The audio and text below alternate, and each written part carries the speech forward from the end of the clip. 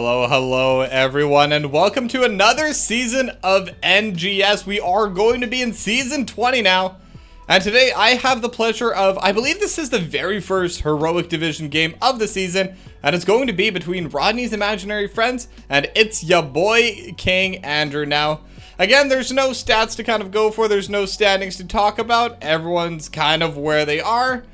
It's the start of the season, so anything can still happen. However, Rodney's imaginary friends, they definitely were one of the top teams in the last season. They performed extremely well. I believe they ended up going third, fourth. So yeah, I mean, they're definitely one of the stronger teams. And a lot of that was granted just Potential Scrim Thursday was a very solid team as well. It was a very close match. And we're going to have to see exactly what they can do this season now. We should be getting started soon. And just as a little shout out for now, I am currently on one monitor. That will be resolved by the end of the week, but my first few casts may be a little bit awkward just because I am kind of trying to do a lot of things at the same time. But for now, let us take a look at the map pick and ban because we already have that come through. It is going to be first of all, map pick was selected by King Andrew. They won the coin toss, and they're going to ban out Dragonshire and Braxis Holdout. Meanwhile, Roddy's imaginary friends are going to ban away Volskaya Foundry and Tomb of the Spider Queen, and we are going to be going over to Infernal Shrines. Now, unfortunately, because it was the off season, I haven't really kept up with the meta. I know there has been a patch coming out a couple weeks ago, but to be completely honest, I haven't really played any of it, so it's going to be learning the meta for me with the new changes. So I am definitely going to be looking forward to that. But I mean, the way things are going, we should be getting into the game soon. Just waiting one more minute and then we'll be headed right in. But Infernal Shrines, if it's the same as I remember, and I imagine the meta probably has shifted a little bit, but there haven't been any big changes. I imagine Hogger is still going to be very strong on it. Blaze, Leoric, really any of those offlaners, any of those AoE offlaners, they're always going to be strong for this. And on top of that, I also suspect that there's going to be a lot of power just coming out of that Chromie, out of Tychus, the generic picks that we are used to, you know? But yeah, I'm excited to be back for season 20. I don't know if I'll be casting quite as much as I did in the last season, but I'm definitely still going to be consistent. I'm definitely still going to be trying to bring as many casts as I can. But lots of stuff's going on in my life right now, so may not be able to cast quite as much. I was hoping to maybe try and chase that 100 cast season. And there are more games this time around, so maybe the big difference is I could try to pick up a few more replay casts, especially on slow days or when I don't really have anything else to do. Just kind of go 3 or 4 of those casts in one go. Probably not the healthiest way to go about it, but you know what? It's fun. That's all I really care about. I'm actually going to turn down my mic a little bit because I think I have been yelling a bit too much. But yeah, it's going to be a lot of fun. I'm looking forward to this. And you may have also noticed we do have a sponsor. So shout out to Factor 75 for that. Not going to say too much about them yet. Probably not even this whole stream, but maybe the stream afterwards. Or the one after that. I don't know. I haven't really had time to set up. I'm just kind of a mess right now, if I can be completely honest. Just trying to balance maybe like 30 or 40 things at the exact same time. But either way, it does look like both teams are basically ready to go. And once we do, we're going to be seeing exactly what this new season has to offer. And like I said, I am super excited for the season. And the main reason for it is we have 6 new teams. Last season, we only had 60 teams. This time around, we have 66. So that's a 10% increase. The hopium is going to be high, not just in the NGS community, but in all of Heroes of the Storm. So this should be a lot of fun to kind of watch, see how the new metas develop, see how the teams kind of line up in their divisions. And it just should be a pretty fun game all around. And it looks like we are about to be heading right in. Give me one moment. I'm just tabbing between. There we go. We are going to be on Infernal Shrines here, and it's time to see what the pick and bans are going to be. Now, again, Roddy's imaginary friends, because they didn't get map pick, they are going to have the first pick. Oh yeah, and one thing I forgot to mention is I actually got accepted into the 2K beta for Twitch. So if anyone's watching this right now, we are at 7,500. bitrate instead of the old 6000. So if something sounds a bit clear, something looks a bit clear, odds are it's because it is. But on the other hand, if you're noticing that there's some buffering or something else going on there, definitely be sure to let me know. I'm not going to be able to pay attention to chat too much. Actually, I should probably turn it on my phone since I only have one monitor. That makes a lot more sense. But yeah. How do I even do this on my phone? I have not touched my phone in so long. Oh, and they've completely changed the UI as well. Where's the chat? Okay, we found the chat. Okay, now I can actually see what's going on with the chat. So there we go. Everything is great. But the first few bans are starting to come out right now. Joanna is going to get banned away by Rodney's imaginary friends. And King Andrew gonna ban out Brightwing. Now, I'm wondering which of them is King Andrew or if it's a historic figure. I don't actually know what that name's from, but at some point in the season, maybe tonight, if they're the ones that are going to be coming out on top, I'm definitely going to ask during the post-game interview. That's just something that has to happen, you know? But Junkrat going to be the second ban coming out right now from the side of Rodney's imaginary friends. And I'm interested to see how they're going to be playing, what kind of strategies they're going to try to pull out. It will be a little bit fun trying to come back here because I've been casting nothing but League of Legends for the past like 2 months, basically ever since NGS ended. And even during the playoffs, I was casting League like 2 to 4 times a week. I think at my peak I was doing 5 nights a week the last couple months, so may need to remember some of the ability names, but we should be good. We have Chromie getting banned away last, and like I said earlier, I don't think that's really surprising. I think Chromie is just a really solid pick overall. It's just really annoying and difficult to deal with overall. But not super surprising to see it removed, but Hogger will be the first pick. And I gotta say, I love Hogger on Infernal Shrines. I know a lot of people say he's not as good as I like to kind of hype him up, because just bouncing between all of those little pillars, just constantly fighting over the shrine, getting those skeletons, it's just a lot of fun to watch. Even if it isn't good, even if there is some kind of counter to it, it's just a good time, you know? But Tychus and Anduin gonna be the first two locked in for the side of It's Ya Boy King Andrew. But it is gonna be fun. I mean, I like Tychus. Just in general, I think I've been saying this really in all of Season 19 as well. I think Tychus is one of my favorite heroes on Infernal Shrines. I think he's a little bit underrated even. He does definitely get picked up on it decently often, but I never see him prioritized quite like they did just now in It's Ya Boy King Andrew. Usually waits till the second phase of picks and bans. But interestingly enough, it is going to be the Diablo locked in for Rodney. Now, I'm curious about that pick just because you usually pick the Tychus into the Diablo, not the Diablo into the Tychus. But if you're able to get onto the Tychus, and if the Tychus isn't able to kind of utilize that minigun, then maybe the Diablo just doesn't really care. The Diablo can start those fights. They can start fighting over top. It is going to be made a lot harder because they have the Anduin, they have the Leap of Faith, they have really all the heals coming through as well, maybe even the Dome. I'd be very surprised if that's what we get when there's a Hogger, a Diablo, and even a Vala, all three of which can definitely interrupt it. And speaking of Vala, that was the lock-in for Snarfungus. She's going to be able to deal a ton of damage on this hero. We've seen what Snarfungus can do on those carries. Surprising, though, that there was no, oh, what's her name? I'm just thinking Dota Drow Ranger now. Sylvanas, there we go. Because I know Snarfungus typically does like to prioritize that, but I am starting to fall behind a little bit of the draft. I just kind of really got into the commentary, but it is going to be Garrosh and Uther banned away on both of these two sides, and Leoric and ATC locked in first phase for Jotak and TZ. So a lot of beefcakes on both sides right now, maybe even a little bit beefier on the side of It's Your Boy King Andrew, especially with the Leoric in the offlane, definitely tankier than Hogger. And that should be very good for them because Tychus has already been locked in now. There could be the argument that maybe Amalthael could be strong, but instead they are going to take the Sylvanas, but it is going to be there for Rayvar. And Whitemane is going to be locked in for Drinko. So full lineup set up. They do have a decent amount of crowd control coming in from the Assassins, even though they are kind of those auto attack Assassins that we do like. I mean, the Vala Sylvanas are just constantly going to be hitting over top. But they're going to have the Wailing Arrow. They're going to have the Mind Control coming out from Rayvar. Most likely Rain of Vengeance from Snarfungus.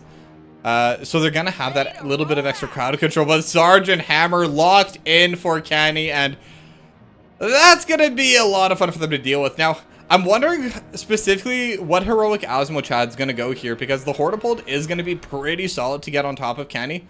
But at the same time, the Shockwave, if you're able to get the Sergeant Hammer within that, can definitely make fights a lot easier to deal with. But the final picks and bans have come through, and it is time to head into game number 1.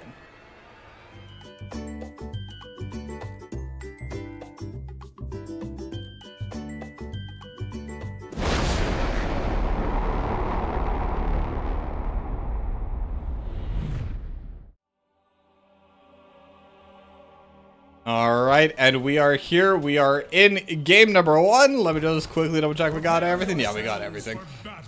Okay, and we are going to be getting started right away. And yeah, and I think whenever you get the Sergeant Hammer locked in, it just changes the game completely. Now the game goes from, this is just a regular game of Infernal Shrines, to there's a Sergeant Hammer. We either need to be able to take it out or completely zone it away from all the fights so the Sergeant Hammer can't do anything. But they don't really have the tools for it. Later on, the Sylvanas should be able to jump onto it, but that will need a couple talents that we'll definitely need. Probably even the level 20, to be completely honest, just to get that teleport, that blink coming through. But we'll have to see if they're going to be able to prolong the game that long, or if it's even going to be needed. If they're able to just power through in the early game on the side of Rodney's imaginary friends, might not even be necessary. But we are seeing both teams start to group up. And though right now, Rodney's imaginary friends, they are moving more towards that bottom side right now, where we do see Kenny just spinning back and forth, getting ready to siege up and walk in. But mid lane push is going to be their first for Rodney's imaginary friends. They're going to be able to get the first move, but I don't think they really care. And it's your boy Andrew. If you send Kenny over to the bot side, just pushing out the lane, that's kind of what you want the Sergeant Hammer to do. Just have a safe lane to push in. And once Sergeant Hammer starts getting some of those talents in, then she can become just that big sieging force that is so annoying and so difficult to deal with for many a team, and especially with the current lineup that they do have on this side of Rodney's. Haven't really drafted too much backline dive, but now Rodney might be able to find Kenny. That would be the perfect target, but only the overpower going to be able to be found. And now Rodney's taking a lot of damage on the backline. Eternal Blue taking a decent amount of poke as well. Raver just walking forward, consistently autoing on Eternal Blue. Now Kenny is fully sieged up, and this is where they could start fighting for it. But again, the talents just aren't there yet. Kenny cannot move around in siege, but will find a fantastic brush. And now it is 5v5 here in the bottom side, but both sides just going to be able to walk away, and it will be the siege camp going over to It's Ya Boy King Andrew. They're going to be able to get not really the first objective, but the first one fight for themselves. And with that, they're going to get bot priority as well. And they could even look to take this bot side siege camp, kind of the neutral one that is more often contested. They're also getting very close to level 4, so will be difficult for Rodney's imaginary friends to contest onto it. But they're going to try. Level 4 isn't there yet, but as they lock in the camp, they're going to have that talent advantage. So Rodney's imaginary friends, they are going to have to back up a little bit.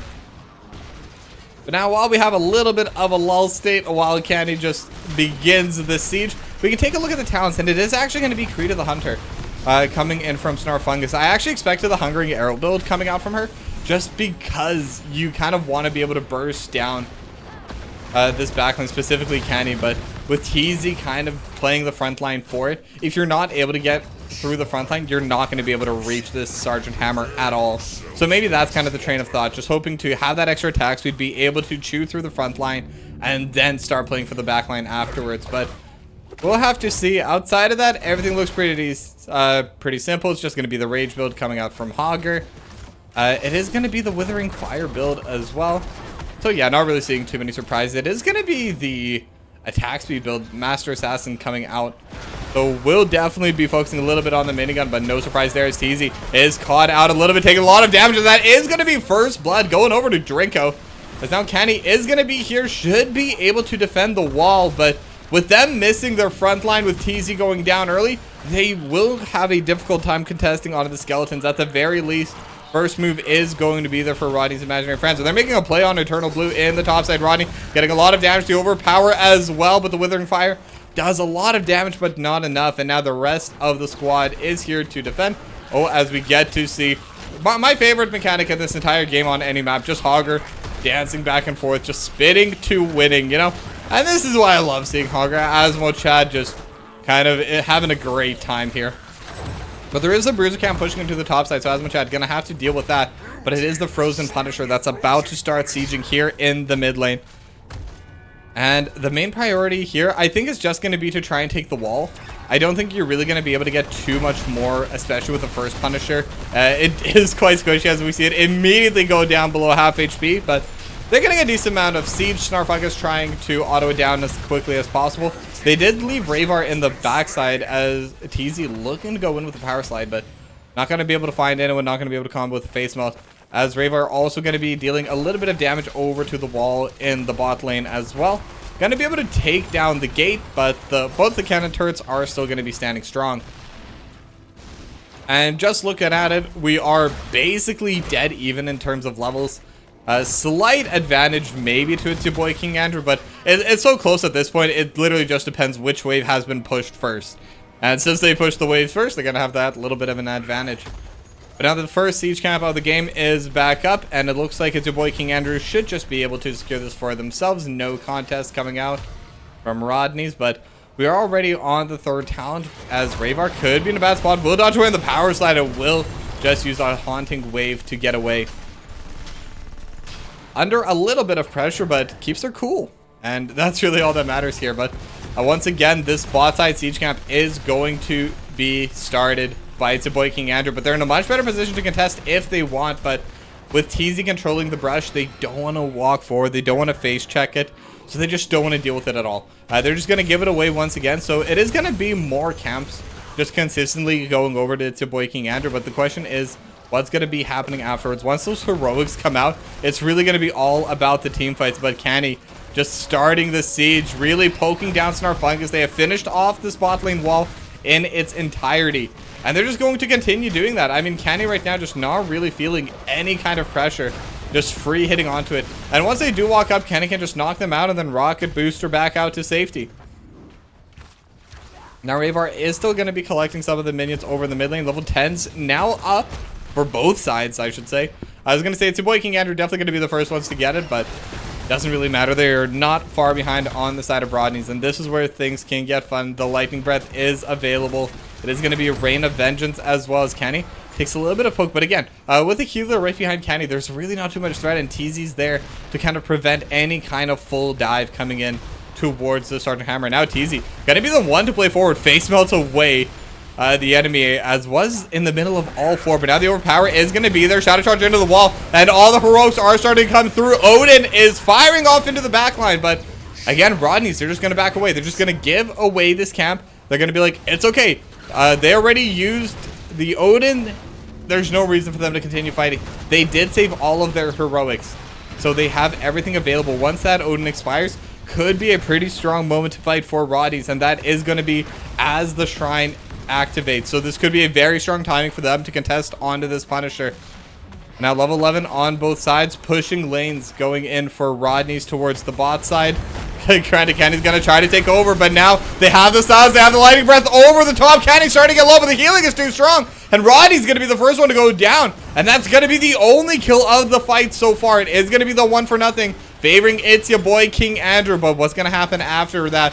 Because right now, Asmachad just continuing the spin to win, getting a decent amount of poke onto everyone who's trying to walk in. 15-5 in terms of skeletons, and now they're just gonna be walking in on it's your boy King Andrew. They're going to be able to retake control at 16-14 now, but Rodney is back up with those souls. TZ taking a little bit of damage, but again, Canny is fully set up and is just continuously autoing. And now in the backline, they're able to find so many Crimson Ages. Not going to be enough. Draco going to be gone. And without the healer, what can they do? TZ is going to get set up into the wall, and they are aiming the tank. They will be able to take it down. And it's a 1-for-1 tank for healer, though. And Calamanzi is still up, still has a decent amount of mana, more than enough to keep the team alive. But it looks like they don't have the pressure. Without TZ, they don't feel confident enough to fight for this objective. And just like that, Rodney's imaginary friends are going to get themselves the second Punisher of the game. Last time, they were able to break a little bit of the wall, but this time, what can they do? Commandeer Odin is going to be used by Eternal Blue just to try and deal with this. But, oh, Rodney going all the way in with the Shadow Charge, following that leap of faith. No one else is there to kind of follow up, but Rodney just trying to zone them off of this fort. And it looks like the first fort of the game is going to be going over to the side of Rodney's imaginary friends. And now they're going to have this bot lane priority as now Eternal Blue once again. Light Bomb has been popped onto TZ, but just trying to use it as peel, keeping Rodney off of Eternal Blue. And the Punisher is still decently healthy, over half HP, so they can even use this to start breaking open the secondary wall in the bottom lane. Doesn't look like they're going to be able to take the full thing, but actually with the damage from the Mortar Punisher, there's not going to be too much remaining at the end anyway. And they have rotated themselves off to the mid lane. They want at least damage onto this mid lane fort. And in the top side, Asmochad has stolen away the Bruiser camp, having an absolutely phenomenal game. It started off looking like everything was kind of going towards It's Your Boy King Andrew. They had a lot of strong plays. They've taken almost every single camp. I do think overall this game, they've had 5 out of 6 camps. But they lost the Punisher, and that's kind of where it started falling apart. I think if they had maybe Commandeer Odin still left on Eternal Blue for the Punisher fight, it could have gone a lot better. But I think at the same time, that was their call. They wanted to fight for that camp, and they were hoping to be able to get 1 or 2 kills at the same time. Unfortunately, the fight didn't manage to go that way. They didn't manage to kill anyone. Everyone on the side of Rodney's was able to back out. And because of that, Commandeer Odin was the only heroic use. But now, looks like Rodney's, they want to contest onto this other siege camp. And Rodney got to be standing right on top of it. Will get knocked back. Now, Horde pulled into the backline. Lightning Breath over top to Easy. Will get taken down once again. And Rodney's will be able to steal away the siege camp. Coming in on the right side, and now they have a pretty solid push happening in this bottom side. Asmochad going to be pushing in these impalers in the mid lane. Eternal Blue is going to be standing here, does have the heroic available, but Light Bomb going to be used trying to stun up Rodney once again, but Snarfungus just free hitting on a candy, dealing a lot of damage. Calamansi right behind though, and Snarfungus will be forced to vault away to safety, as now they're still hitting onto this bot lane keep. They have a lot of damage going towards it, and they should be able to just secure it for themselves. Commandeer Odin was used once again, just trying to formulate a defense, but it's not enough. Between Snarfungus and Raver, they have more than enough damage. Rodney just zoning everyone, and Drinko keeping everyone healthy during the process. And in the meanwhile, Asmochad was able to take that mid lane fort as well, and also able to shove in the top side. Now we're going to be watching these minions die. As actually Raver are going to be the first up to this top lane. Just going to be taking more and more of these structures down. It is level 16 and level 15. Not a full level lead yet. It's definitely not a massive lead. It's your boy King Andrew. 1 fight and they're completely back to even. And depending on where the fight is, could even take the lead. So it all depends on the execution. But they need to be careful. They are down 16s right now. And Jotak going to be able to use their Wraithwalk just to get back to safety. Now Candy once again going to siege up. And again, I was a little bit concerned about how they were going to deal with the Sergeant Hammer, but it looks like their strategy is to just kind of ignore it and just take down TZ instead. And once TZ is gone, the fight becomes a lot easier for them. It may change once level 20s are going to be coming through, especially with the Entomb level 20. That extra silence is going to make it so much more difficult for Rodney's as Ravar.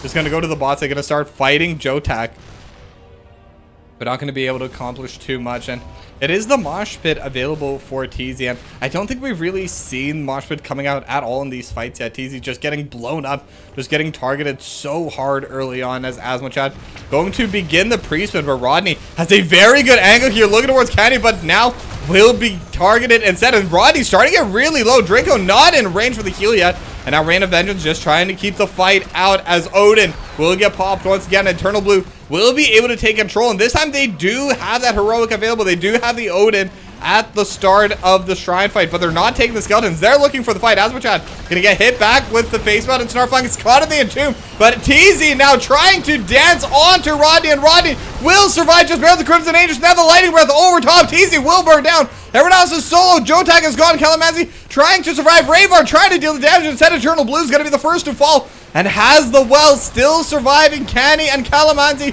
trying to do what they can, but Canny right away with those rocket boosters, leave everyone else behind. It's a 4-for-0 for Rodney's imaginary friends. They're going to be able to get the top lane fort. Asmochad going to be able to get the Punisher for them as well. And just like that, Rodney's have completely broken this game wide open. They're going to start aiming for this top lane secondary wall. Canny just trying to poke over the wall, but there's only so much you can do when you're alone on this. But now the Entomb is there. They have found Snarfungus and Ravar, but Rain of Vengeance buying a little bit of time. And now the top lane wall is starting to get lower and lower. Candy just trying to focus onto those minions, but Rodney has jumped onto Candy, but the rest of the team has respawned, and now Rodney may have gone a little bit too far and will get taken down. Eternal Blue getting the last hit on that one. But again, they do have the cannons pushing into the bot side. They just took the Arcane Punisher in the top, and the Bruiser Camp is available here, and this could be an area for them to fight. But again, they're on even talents, but they are down 2 levels, and there is an Arcane Punisher pushing through the top side as well. And Rodney is back on the way. Did have to burn the soul, so it is not going to be as healthy as Rodney once was. But the Arcane Punisher is now onto the Keeper. Ava just hitting on Eternal Blue. Candy trying to poke down the Sylvanas as well, but the Black Arrows just means that the defensive position really isn't that good. And Lightning Breath even gonna get burned just to continue this zoning. And now again, Odin gonna get called by Eternal Blue. Eternal Blue just trying to hit on whoever they can, and Ravar takes a decent amount of damage. But again, Drinko is here with the heals. And the Arcane Punisher are not gonna be able to take this mid lane keep, but will still take down a solid 40% of its health. And that's with the wall still standing. So very strong movements right now coming out of Rodney's Imaginary Friends. They were not top 4 for nothing in the last season. Level 20 advantage now, a full 2-level lead. This is where it gets scary. It's going to be very difficult for them to find an angle on It's Your Boy King Andrew. They have to find the perfect engage on the perfect target. Anything short of that is going to be a one-way ticket to game number 2 favoring Rodney. As now Asmachad going to be taking the Bruiser Camp in the top side. They're just going to be dotting their I's, crossing their T's, trying to get every camp off the map. And I wouldn't be surprised if the call right now is to stay a little bit passive on the side of Rodney's, collect these camps, and then maybe start looking for the push after this next objective. To slowly siege mid, take this Mortar Shrine once it's up. They should still have level 20 advantage with that push, and that could be their ticket to ending the game. But obviously it's a Boy King Andrew. They don't want to just give it up right now, and it looks like Rodney's, they're looking for more as well. They're just going to finish off this wall in the mid lane.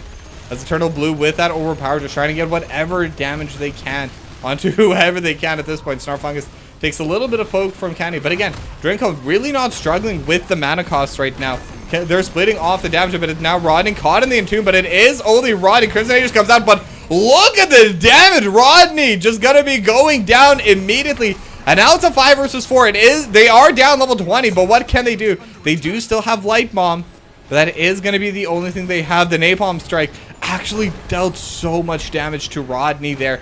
I think that was the main thing. I usually don't see that one. I usually see the other one. But they're still going to be pushing in as for the Black Arrows have already been used onto this mid lane keep, and Ravar going to be able to dodge away onto the chest. But now Yotak trying to come into the backside, but not going to be able to find the team quite yet. And it's also important to note that this is a full death coming out of Rodney. There are no souls for that quick respawn, sitting only at those 48. And that is going to mean that the level 20 is going to get matched now. And that means they're going to have the Empowered Entomb. They're going to have the Buried Alive. The silence, the bonus damage coming through. It's so powerful. One of the single best late game team fight talents in the game. And now they can start setting up for this next shrine that's going to be spawning in 30 seconds, but it's going to be difficult. Their top lane is going to be passively pushing in and even actively getting pushed in because Asmachad is going to be there, and it takes a while to kill all of those skeletons. That's going to be 15 seconds before it's up, and they're going to be sending Jotak to deal with this. And that's kind of the difficult part, because if you send in Jotak and a teamfight breaks open somewhere else, you're not going to have the Entomb for it. But at the same time, that's the only person that kind of can answer this. Now Jotak immediately going to use the Entomb, looking towards Ravar, dealing a lot of damage so far. But now Asmachad is here as well. Ravar actually taking a lot of, or dealing a lot of damage, sorry, to Jotak at the same time. But they are on the shrines on the side of It's Your Boy King Andrew, but Rodney's may not even care. They're just pushing in every single lane. And now it is going to be a fight. It is going to be 4v5. And with the Hortibolt, Asmachad going into the backline will get stunned up. And now the dance coming through, but it's not going to be able to find too many. Crimson Age kills everyone back up. Lightning Breath over top as well, but no one's going down yet. Eternal Blue getting chased out. A couple more autos and will get finished off with a final one flying through. A Snarfungus continuing to just jump through. Canny will go down. Teasy trying to run away with the power slide, but it is a 2-for-0 so far, and they have waves in all 3 lanes right now. Rodney's can do whatever they want. They're going to be looking for Teasy, just bouncing between them. Go, Asmachad, go! trying to chase them down, but they're not going to be able to quite yet. Jotak in the front line does catch the Entomb on it too, but will still get taken down. Raver Snarf Fungus just dealing way too much damage, and it is going to be 5v2. I don't think there's anything Calamanzi and TZ can do together unless they're able to find the mosh pit into 5, but TZ is going to be the next to go down. Does find the mosh pit after death, but this should be it. This should just be game number 1. Going to Rodney's Imaginary Friends.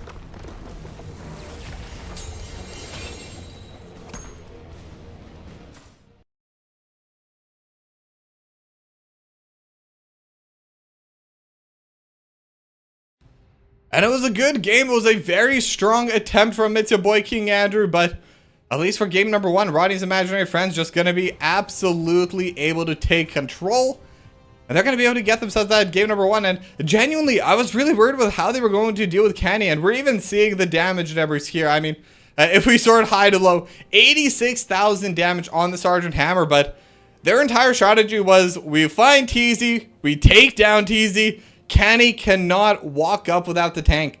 And that strategy definitely seemed to work.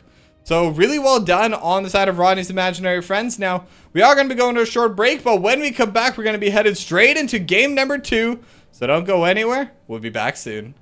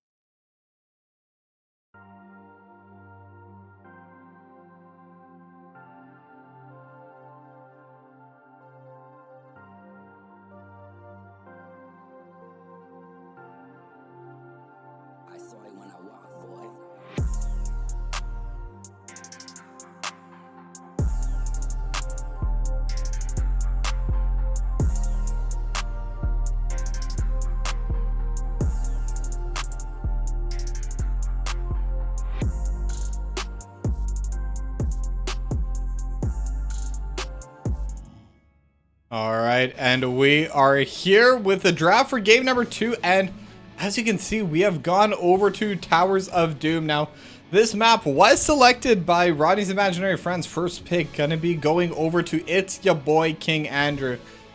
Now, Towers is typically a map we don't see until the 3rd game, but on a best of 3, sometimes you just gotta bring it out early. It's a big map, a very tall one, I should say. It's not very wide, but a lot of work for the offlaners trying to kind of typically double soak. We do see some other strategies coming out every now and then, but typically we are going to be seeing the double soaking offlaners and the 4 core kind of fighting over in that bottom lane.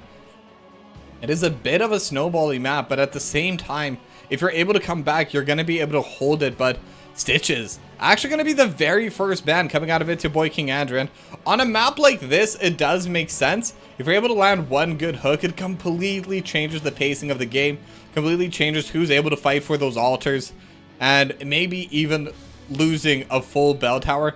That's where games really start to go south. But we're going to be seeing the Junkrat coming out as the answer ban. And again, they just don't seem to want to deal with Junkrat on the side of Rodney's Imaginary Friends. Just a little bit too much control, just a little bit too annoying to deal with. Not too surprising to me personally, because I know I always hate dealing with it. It's just a really annoying hero to fight. But Genji gonna be the second ban coming out of It's Your Boy King Andrew. A little bit more surprised about that one. I do think it can be really strong on this map. I'm guessing that is targeted more towards Ravar. I don't think I've seen Snarfungus play it. I might be wrong though. But yeah, I mean, being able to kill the offlaner, if you're able to do that, because it is that double soaking map, you're actually missing soak on 2 of the lanes. Or alternatively, you have to bring at least one of your members up to that mid lane and then fight 4v3 in the bot lane. Either way, it's definitely not ideal, as the Brightwing is going to be the final ban coming out of Rodney's Imaginary Friends. Now, first pick was selected, and I'm wondering what they're going to prioritize, and it is going to be the Chromie. They're going to have a lot of that poke damage, a lot of that siege damage, and frankly, burst damage. Chromie can do so much damage, even to a single target.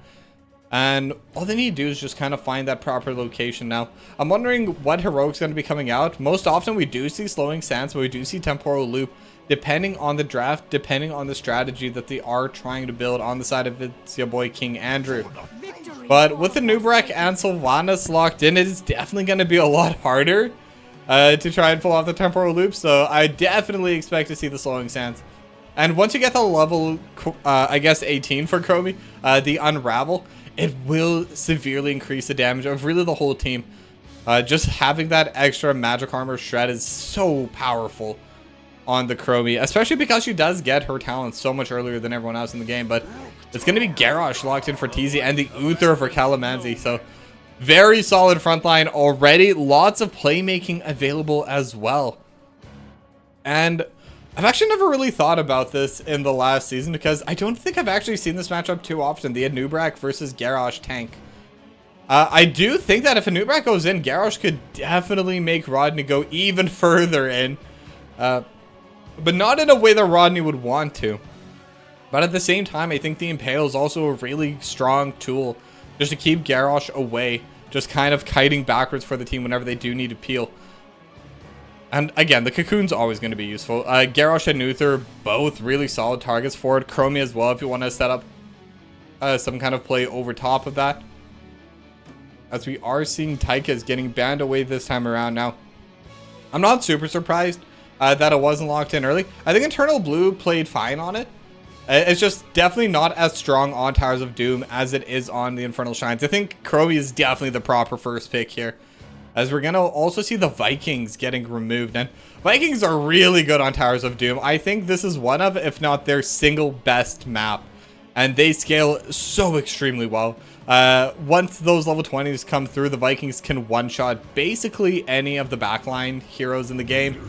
So they get very strong. And on top of that, just being able to solo soak through 3 lanes, kind of be able to continue pushing lanes even while you're channeling those altars. There's a lot of tools you can do on the Vikings.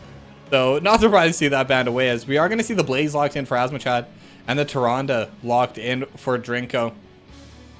I should also mention, at least for now, that this time Snarfungus will be on the Sylvanas. So maybe picking something else for the Rayvar, who is their flex on the side of Rodney's. But we're going to see the Dahaka locked in for Jotek. Definitely not miss that hero.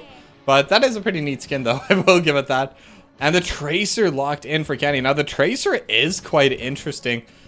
They don't really have any fast CC on the side of Rodney's Imaginary Friends. There's nothing to really lock this Tracer down that doesn't have a very obvious animation cast time to it.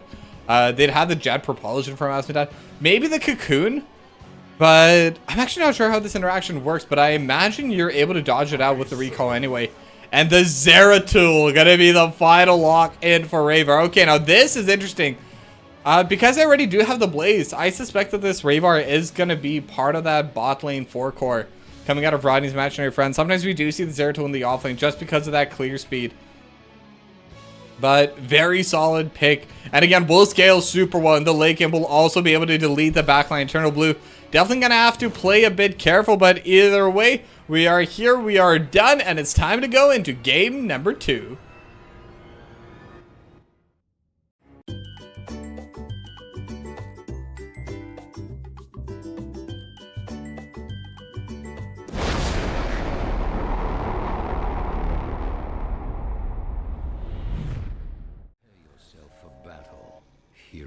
Alright, and we are in game number 2, Towers of Doom, between Rodney's Imaginary Friends and it's your boy King Andrew. Let's see if it's your boy King Andrew can win this game and bring us up to a game number 3, or if Rodney's Imaginary Friends are going to continue this trend and start their season with a very strong 2-0.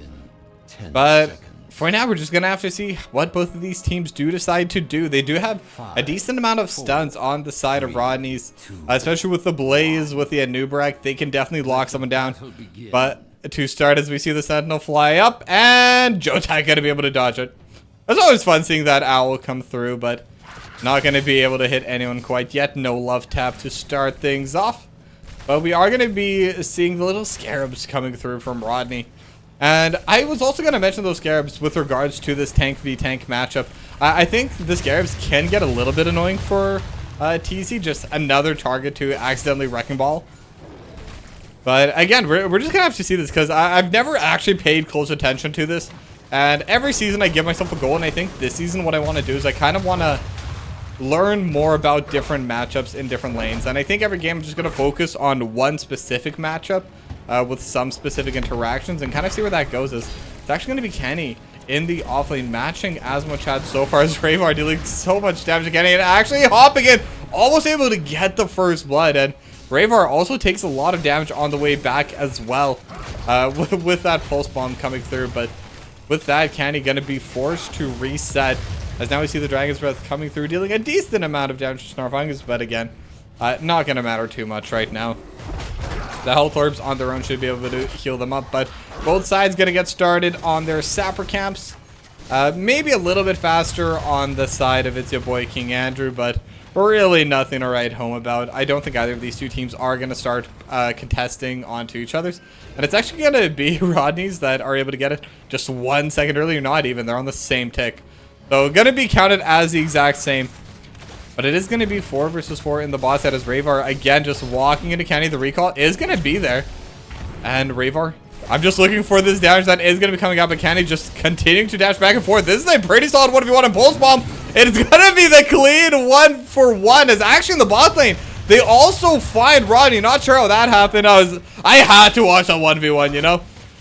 But yeah, I'm guessing Rodney went in trying to push the lane in so that their sappers could crash. But in the end, doesn't look like either of these sappers are going to be able to. Both of these camps are completely down, but it is going to be that extra kill going over to the side of it's your boy King Andrew.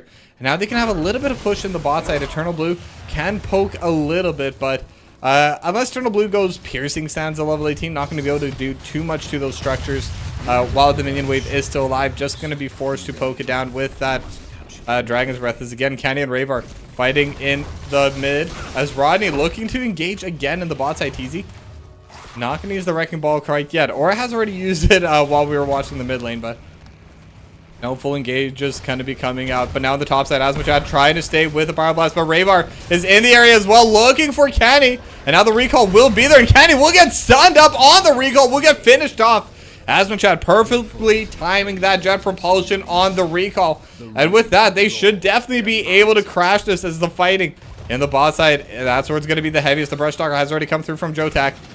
But what about afterwards? Rodney gonna get stunned up in the backline, will get dragged as well, and will get finished off before that burrow charge is gonna be able to get him back out to safety. But that was both of the altars in the top side going over towards Rodney's imaginary friends. So even if the bot side does go the way of it's your boy King Andrew, it's still gonna be 36 to 32 in favor of Rodney's imaginary friends. So now Jotak can take a little bit of damage from Asmachad, but again, probably more trying to keep Jotak away from the soak and let the minions finish off this wall. As now Asmachad actually gets a lot of damage onto Jotak. Will get that special Pyromania just to prevent the damage from the pulse bomb, but we'll still take a little bit of poke. And again, we'll be forced to kind of run the long way around as Canny is kind of getting in the way. But now we are at kind of a little bit of a stalemate. Neither side's really gotten a major advantage, though. As I say this, Jotak going to be getting jumped on once again, and the oil slick just being such a good slow. They're trying to DPS over top. Jet propulsion's there. But again, it's still the Dahaka. The Dahaka is just always going to be able to run away, and the drag almost landed. Asmachad could have taken a lot of damage on that return play. As now we see the siege camps once again just gonna get matched slightly faster for its boy King Andrew, but again the push favoring Asmachad in the top side right now. They did have that pseudo 2v1, so works out in their favor. And again, Rayvar just fighting with Canyon. These two just never stop. Pulse bomb is gonna land, and Rayvar's gonna be forced to back away this time. No kill though, and crucially, that is the main thing that matters. If you're not able to take down one of these heroes, are going to be able to heal back up, but at the very least, we'll be able to force out the well. But now the push with the Sapper is definitely favoring Roddy's imaginary friends here. They're trying to clear it out, and they are decently low, and now the Groundbreaker is going to be their Wrecking Ball as well, but they're not going to be able to follow up too much. Temporal Loop is available, and Roddy's going to be caught in it. Couple more autos, all that scene. It's going to be Daisy with the last hit. Going to be able to get the kill now. Drinko not going to get hit by the drag, and because of that, they have all 5 members down here. Rayvar going to be looking to sneak out the altar. Not going to happen. Is now Rayvar. I'm not even sure what that was. Blinks away, faked me out the caster, but did not fake out Eternal Blue. Will be able to secure that kill over on the bottom side. They will also be able to take the altar for themselves as well. However, the Sentinel once again just going to get in the way as Asmachad. Very strong push in the top side, but level 10s are now available for the side of its boy King Andrew. And Asmachad with those autos really trading heavily into Kenny. But again, we'll still be forced off of that bell tower. Now wave shoved in mid lane by Jotak, and the wave shoved in the bot lane as well. It's your boy King Andrew. They're getting a lot of pushing done in 2 of the 3 lanes, and they should be able to take this entire wall. Minions will be able to get that. Minions always friendly. And it's almost a full level lead, about 3/4 of a level favoring it's your boy King Andrew. So very solid start this time around as Sentinel gonna hit onto Calamansi. And I'm just going to be watching these two when there's nothing else going on in the map, because if there's action that's going to be thrown out at any moment, it's going to be in that 1v1 as Calamansi going to be the main target. Will be able to dodge away though for now, and not going to get hit at all. But now the Hand of Justice is going to be there. They have the taunt as well, as Rayvar going to be caught in the temporal loop, but do they have the burst damage afterwards? As TZ is going to be able to come out, but will immediately go and stop with Jotak. And then meanwhile, in the backline, able to find Drinko, and that could be the perfect target. But Drinko so far able to back away, but they have the silence, they have the isolate. Rodney surviving at 11 HP. The Divine Shield coming out to protect Canny, and somehow no one goes down. Canny and Rodney both surviving. Drinko as well. But Asmachad just being that key offlaner right now, just continuing this push. We'll be able to clear away this top side, and that should just be the top lane bell tower going the way of Roddy's imaginary friends. And Roddy's, they're still looking to fight, but now the time trap has landed onto 2. Roddy gonna get knocked into the backline. Hand of Justice as well will get taken down. So they're gonna be able to get themselves that extra kill. They're gonna be able to get this siege camp. However, Rayvar still trying to fight, and Canny looking for more, just needs a little bit more, and Rayvar will get taken down. Good assassination by Canny. Now, Asmochad trying to get this tease in. Jotak, they're getting close, but they're not going to be there in time.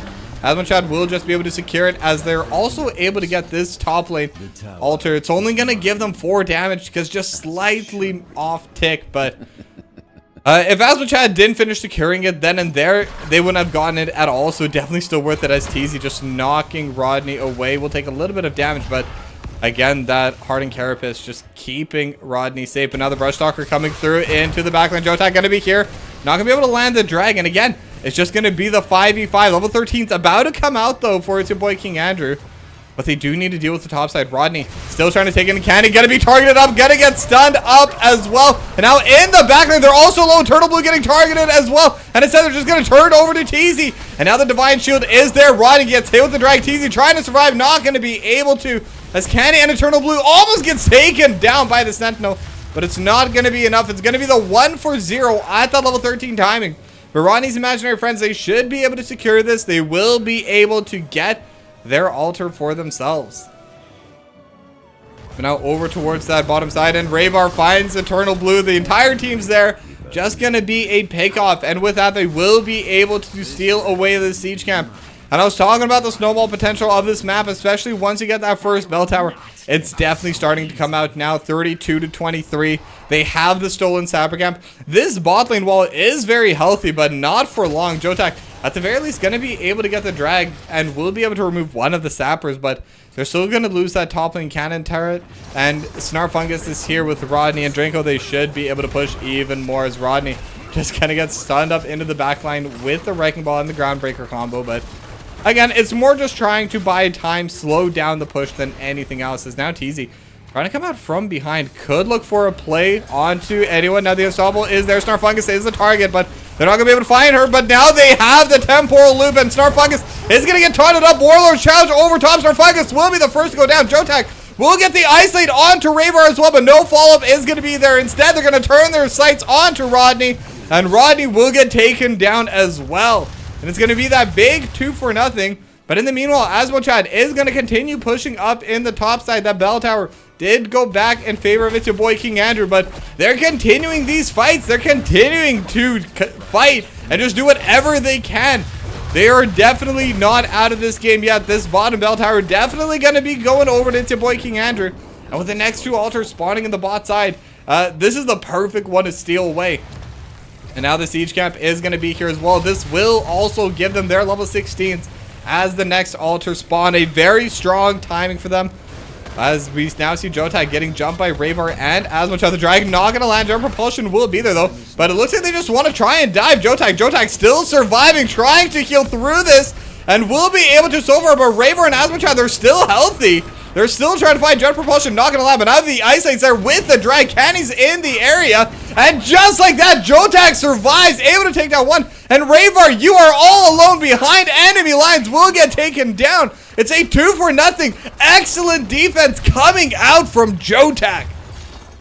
And now the push is going to start coming through in the bottom side. They did take a little bit of damage on the bell tower, but they also got both altars, so it's going to be 23 to 22. It's your boy King Andrew. They've retaken the lead. They still have the level 16 advantage for just a short little while, as now the Sapper Camp gonna get stopped at the border. But Rodney could get stopped behind now. Temporal Loop is there, but can they finish off this tank? Teasy still looking for the backlane, not going to be able to catch onto anyone. Snarfungus takes a lot of damage from that pulse bomb and the entire combo of Canny. But the push is going to start once again. They have the siege in the bot side, and they have the push in the top side for the first time this game as well, it seems. Asmochad has constantly been having full priority in the top side. Jotak does come to defend every now and then, but it's really been Asmochad up there until that dive. But unfortunately just does not go their way. Now the Sapper Camp is going to be back up. Canny going to be securing that, as Jotak going to get targeted once again, but will be able to go into stasis early on. Twin Stream is going to land, but Jotak should be able to clear this away, trying to get away. But Rayvar just trying to DPS as hard as possible on this bell tower. They want this. They don't really care about their bot side. They're okay to let it continue staying on the side of it's a boy King Andrew. They just want to be able to retake this. Those 3 bell towers, 2-3. Now the next altar spawn, it is going to be 3 altars, 2 on the top, so one of the bots that is Candy looking for Raver, and if they're able to take down Raver, one more auto, and they will be able to find it. Now Hand of Justice as well onto Asmojan. Calamanzi going to be able to get a second one as well, just for good measure. As now team fight starting to brew in the bot side. TZ is starting to get quite low, has the Warlord's challenge, and only not going to be able to find. It's a 2-for-0 so far. Jotak was in the air, but I believe was in the cocoon. Now Calamanzi is going to start grouping up, and Calamanzi going to be the next target. Jet propulsion from Asmo-chan as well, and the D-shield is available, but can Calamanzi survive after? That's the real question. Draco dealing so much damage over top, and the drag's not going to be able to land. Kenny, in the meanwhile, will take the 2 altars in the top side, so it's still going to be the lead, 19-14. Favoring the side of It's Your Boy King Andrew. Is now Kenny taking a lot of damage, and now the bro charge is going to be there, but the recall as well trying to jump away, and Calamanzi is here with the heal. They have the drag onto Rodney. He's not the target you want. Hand of Justice over top. Jet propulsion buying more and more time. Kenny still very low HP, but with a health orb should be able to heal back up a little bit. And now we are going to have the pause, and you know what that means. It is time to move back to this screen. And I actually do have the pause emotes on the way, I'll have you know. I've been speaking with my artist back and forth for the last week and a half-ish. But yeah, hopefully we'll have them soon. I believe we should have them by the end of the week, along with my monitors. So yeah, we're just gonna have to wait and see how that comes through. But it shouldn't be taking too long. But as for the reason of the pause, let me check if anyone said that. There is some lag going on, so probably network issues for one of the players. But once we're able to deal with that, we'll be right back into the game. And it's time for everyone's favorite segment, who is today's sponsor. And that's why we love pauses here on the Togepi channel. Today's sponsor is Factor 75. Now, Factor 75 is another one of those meal delivery services. And I gotta say, this one might just be my favorite because I get busy. I am lazy. Factor 75 going to be super nutritious meals coming straight to your door and all prepped. It's all ready. You don't need to cook. Just heat it up, eat it. It's delicious and it's healthy. And that's the main thing, because let's face it, I know a lot of people in the audience here are new parents. Some of you are students. Some of you are just getting a new job, moving for the first time. Those are all really stressful, really difficult moments in your life. And sometimes you just want a free, easy meal, but just pop it in the oven and you're good to go, because we are right back into the game from the pause. So I'm gonna finish that advertisement section later on. Games come first. But yeah, it's still level 19-18. As now another drag is gonna land. Jotak just fighting with Asmochat, but I think for the most part Asmochat is getting the better of these trades. Jotak just kind of trying to buy time. But now the push into this bottom bell tower, and they're just going all in on this. Snarfling is going to be here with the Black Arrows as well. But now TZ will be able to get the Groundbreaker. Not going to be able to find too much else. As Asmochat is here, so is Jotak, and it's a 5v5. Rolling challenge on all 5. TZ trying to survive. Eternal Blue going to get taken out of the backline. TZ still barely alive. Will get finished off. Calamanzi going to be the next target, as Draco just free firing over top. Calamanzi has nowhere to go, trying to heal up. And now Candy going to be the next target. But either way, it's a 3-for-0 for Rodney's imaginary friends. They have their level 20s, and they have 2 of the 3 enemy bell towers. It's time for them to just walk down this mid lane, secure themselves the last one. But at least the saving grace right now, there is only one altar spawning. And in the top side, Kenny and Jotak, they're going to be trying to retake this one. But Rayvar and Rodney, they're both here. They're not going to let them take it for free. Kenny and Jotak are going to get pushed away. Now the bro charge actually lands onto 2. And now Starfuckus is here as well. Kenny with the Wailing Arrow will get taken down. Rayvar able to dash forward to get the final hit. So they're able to protect their top lane bell tower. They're able to continue getting those 1 at a time hits. And Asmochat going to deal a burst of 7 straight into the set. I mean, this is just boom, boom, boom, boom. Just immediately taking it down to 14-9 with the boss as well. Going to deal another 4 damage. And all they have to do is protect their bell towers or just try and secure themselves 1 more altar later on. But now they're going to be aiming towards the top lane bell tower. They're going to need to retake this soon. They have the cocoon. It's just Teasy, but a jump propulsion over top. And Teasy will get stunned up, will get taken down, but they will be able to retake. But it doesn't matter. It's just a little bit too late. And Rodney's imaginary friends, they win this series 2-0.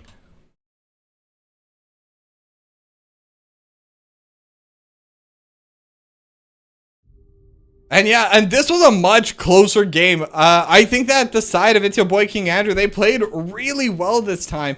Well, I mean, they played pretty well the first game too, but they were definitely a lot more competitive here in the second game. Got a very large early lead. They were able to grow it. Rodney's imaginary friends did come back, but It's Your Boy King Andrew, they managed to fight back on top of that as well.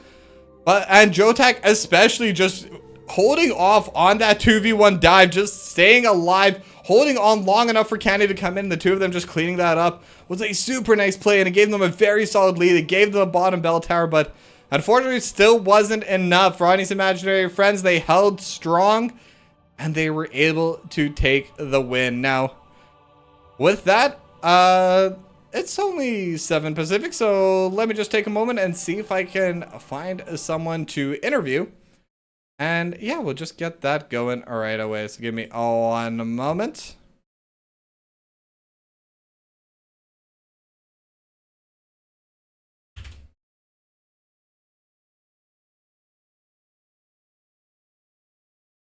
And yeah, like I said, this is a little bit of a struggle just because I'm trying to do this with one monitor, but it should be fine. Why wouldn't it be fine, you know? Yeah, I sent the ping, so we'll see if anyone answers the call for the interview. If they don't, it's whatever, but we're just gonna have to see now. Hello. Hello, hello. Hello. So for everyone in chat, I am joined here with Snarfungus and Drinko from Rodney's Imaginary Friends, and gotta say, first day back, not a bad start to your season. How are you feeling about this first win? Good. The games were really fun. Now, one thing that was interesting to me is, I was there when we were doing the coin toss, and when the Infernal Shrines was locked in, you weren't too happy about that, Snarfungus. So, is that map kind of like a tilt map for you, or is that just kind of you don't want to deal with It's Your Boy King Andrew on that map? I just think that map is really boring. I'm not gonna lie. I don't like it. It's just one of my personal least favorites. Limebus is telling me in my stream to tell you that he also hates it. Oh, and then he said no, don't. I take it back. I didn't say anything. Well, Linebus, Yeah, it's too late. You were I've called played out. it. I've played it too many times. I've casted it too many times. I'm just kind of over it. I mean, I'll be honest from my point of view. I don't think I'll ever get tired of watching a Hogger spin to win on that map. So huge kudos to Asmochat for locking that in game number 1. But I mean, for both of you, you had a very strong season in the last season, in season 19, getting that top 4. Mhm. But what are you going to be able to do here with this new season? What's kind of your goal coming in for season 20? I mean, to win, obviously, because I'm tired of being the bridesmaid. I mean, that's a This is really like this is solid like goal. I want to win a season of heroic while NGS is still going before HOTS dies. I mean, HOTS and NGS, I mean, we got 10% more teams this season, so you never know. I Maybe know, it might get yeah. harder. Honestly, like I was so happy to see just like not only like the amount of teams that signed up in general, but just like the amount of higher ranking teams that signed up. It made me really happy that we were able to bring Nexus back and have like a full division of heroic, Nexus, and A. It's really nice. Yeah, I mean, that also means that if you are able to win this out, it's going to just be that much sweeter. There's going to be more competition, so winning heroics just going to mean that much more. Exactly. Yeah. And I think our team can definitely do it. I think we could have done it last season as well, but we really choked really hard in the semifinals. But we're back from that. We're recovered. We're fresh, and we're ready to win it. Perfect. I mean, that's all you can really ask. And then, Yeah. I mean, I don't think I really have too many questions going in. I mean, the one question I will have, I guess, how did you prepare for this season in the off season? Because doesn't really seem like there was a lot of changes in the roster. So did you continue practicing, or did you kind of take the break? We mostly took the break over the summer. We've been doing But like people were a few traveling and stuff, so yeah, yeah. Mostly a break. We've been playing a couple of scrims here and there, like over the last few weeks. But I needed a HOTS timeout, I think, after that semifinal. Yeah, I mean, fully respectable, but Yeah. it's nice to see that you've come back, and it's nice to see that you as a team have come back strong. So I'm definitely looking forward to seeing what you're going to be able to accomplish later on in for the rest of the season, really. Yeah, But me too. but with that, do you have any shout outs, anything you'd like to say to the audience here? Shout out to the other team. Y'all are super fun. And we hope to see you again in the playoffs. Yeah. And shout out to you for casting. Thank you. Always a pleasure. Drinko, any shout outs for Yeah. you? Mostly the same. I don't really have too much else to add. Okay, and I am pronouncing it correctly now, right? It is Drinko? Yes. Okay. No, don't listen to him. It's Dr. Incho, actually. That's how I pronounced it at first, and then I think it was either Drinko or it might have been Lion Buzz that came into my chat. It's like, Toki, that's not how you pronounce that. I'm like, oh. And I felt so bad, but I got it right now. No, That's it's what okay. matters. We always tell people to say it the wrong way because we know it makes him just the tiniest bit tilted. Look. Just the tiniest. Just the tiniest. All right. Well, thank you for coming to this interview, and congratulations again on your win, and good luck next week. Thank you. Bye-bye. Thanks. Have a good night. And with that, that is going to be the end of this interview. And I was considering doing a double cast, but I'll be completely honest, there's a massive heat wave today, and I don't think I have it in me. It should be over tomorrow, so later on, I definitely will be back onto those double casts. But for now, thanks all for watching, and I hope you all have a good night. I'll see you all tomorrow if you're going to be around in the area, 6:30 Pacific, 9:30 Eastern. Have a good night, and I'll see you all tomorrow.